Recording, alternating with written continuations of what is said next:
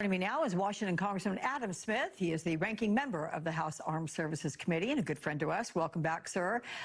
So, Congressman, the administration continues high-level meetings with members of Congress amid these military drills. Has the administration given Congress a strategic explanation for this? I mean, could Trump be mobilizing firepower just to intimidate the Venezuelan President Maduro? Well, first of all, I think Senator Murphy summed up the problem with it very, very well right there in that clip. And second of all, it's not really clear exactly what the Trump administration intends. I think part of it is they do want to go down there and flex and hope that that makes Maduro go away, which is absurd. That's not going to happen. But I think the real dangerous part about this, they don't know for sure. And I think Donald Trump could make a decision that is not very well thought out that could drag us into a conflict with Venezuela. And they have not been clear with Congress on exactly what the purpose of this is, or even in the case of the, blocking the drug boats, what is the intel behind thinking that this will have some sort of significant impact on either drugs in the U.S. or the influence of the drug cartels throughout the Western Hemisphere? That case simply hasn't been made.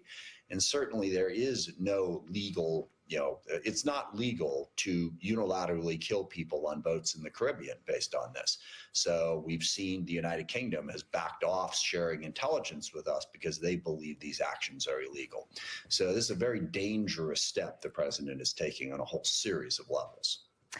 I'd like Josh, my director, to put back up that map so we give perspective. I just want to ask you, how often do U.S. Marines train with counterparts in Trinidad and Tobago, right next to Venezuela there?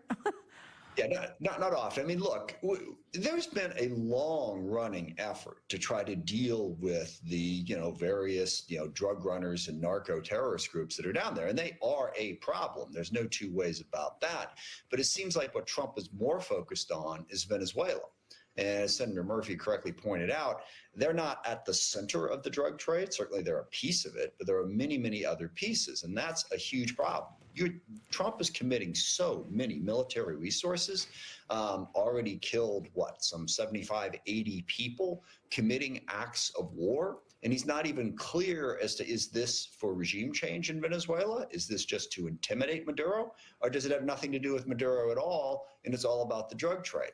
There has been very little transparency on that from the administration to the American people, but even to Congress. I mean, even to the key committees, the select committees on intelligence in the House and the Senate have not been briefed on exactly what the basis for this action is. Let me just ask you, one of the key pieces, could it also be oil? We understand the president has been talking with aides about the strategic oil reserves there and how much of it is there. Could be. We don't know. Again, President has not been clear on that point.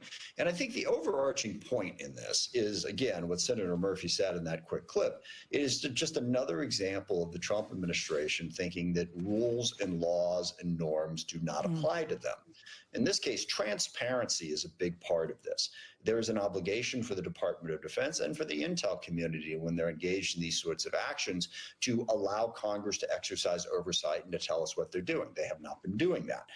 Second of all, it's simply not legal for the president to start a war, as he has more or less done with Venezuela, with no authorization from Congress. So they don't seem to be bound by the law, as we've seen over and over again, in terms of what they're doing with the Justice Department, what they're doing with ICE, what they're doing with the military in our cities back in the U.S.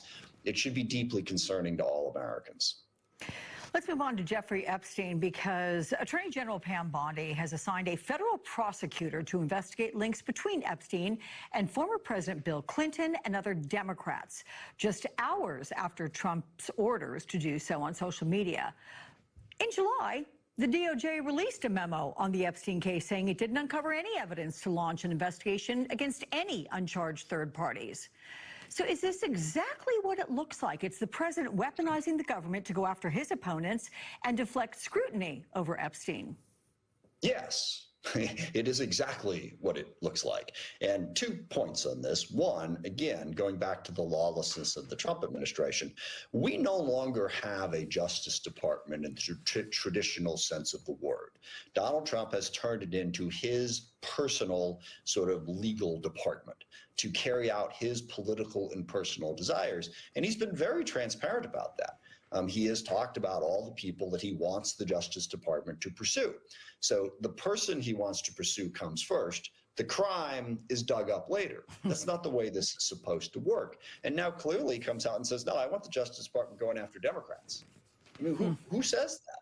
I mean, now maybe if you want to be clever about it, you've got a situation where, okay, there's a particular thing that's going on that's harmful to Democrats. There's, I don't know, a corrupt governor somewhere who happens to be a Democrat. So you say, let's go investigate what's going on there. And you at least have the plausible scenario that there was crime. Here, Trump just comes out and says, no, it's not Epstein. We want to go after the Democrats. So please, American people, wake up and realize that this Justice Department is just totally undemocratic. This is what a totalitarian government looks like. Second point, the victims of Epstein deserve justice, okay? This information, whether it's Democrats, Republicans, whoever's involved, we should stop with the political games that Trump, more than anyone, has been playing with this issue for a very long time. Release the files, get the information out there, and pursue the people who have committed crimes. Trump is playing politics with this right from the start. He's the one who dug this whole thing up, claiming that there were Democrats involved, they were part of this, when he was as close to Epstein as absolutely anybody. And now he's trying to bury it for the same political reasons. Let's clear out the politics and give the victims justice. Congressman Adam Smith, well said, sir. Thank you very much. We'll look forward to seeing you again. Thanks. Breaking news about a new city feeling the heat from the president's immigration crackdown next.